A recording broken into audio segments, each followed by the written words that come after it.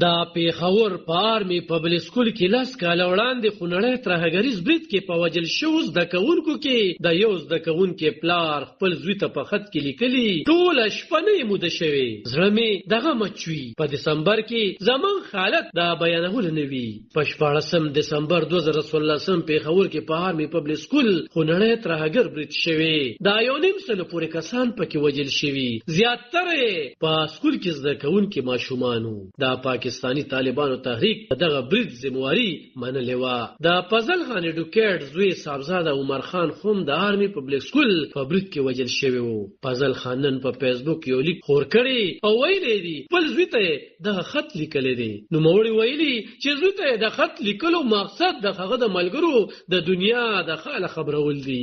زویا زمانه د خپل قضیه پوښتنه مکوه ځکه چې تاسو د آرمي پبلک سکول قضیه په سپریم کورټ کې به درکه شوې ده نو موري په خط کې لیکلي دي چې ترهګر اوس هم په خلاص مټ ګرځي د وینې تویدو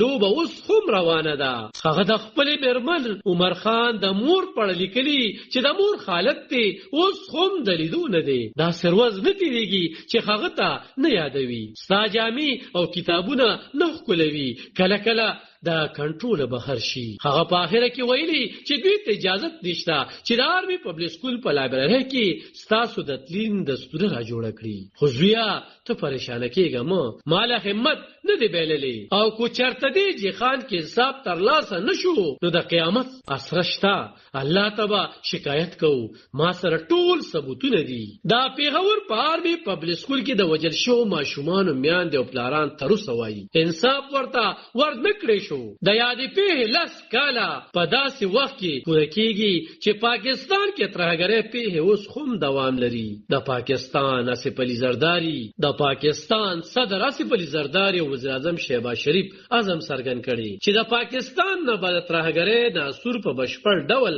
ختمول شي سیړونکي خبريال حق نواز خان وایي چې د پیور په سکول د برید وروسته د ترهګرۍ د خاتمې لپاره نېشنل اکشن پلان جوړ شوی خو په دغه قامي تګلاره پورا عمل نه دی شوی خو دغه تګلاره پورا په عمل کې راوستل شوی وي د عمل صحابه د ترهګرۍ خاتمه هم شوی نو موري ویل چې د نېشنل اکشن پلان سره د خلکو تمه پیدا شوی چې دغه پلان شل نقطې به په عمل کې راشي ترهګری او توندروي به ختم کړل شي خو دغه نېشنل اکشن پلان په عمل کې نه راوستل شوی هغه زیاته کړه چې پاکستان کې چې 10 کال وړاندې د پیښور په سکول د برید په وخت د ترهګری کم حالت اوس هم هغه شان ترهګری ده بلکې د هغې نه حالت خراب شوی دی اعلی خان شرپو